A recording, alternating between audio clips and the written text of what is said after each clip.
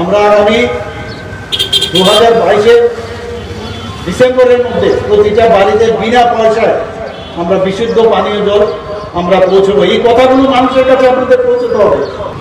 যখন আমরা এএমসি দখল করব বা অন্যান্য জায়গায় মিউনিসিপাল বা নগর পঞ্চায়েত আমরা দখল করব, আমরা কি করব সাধারণ মানুষের জন্য?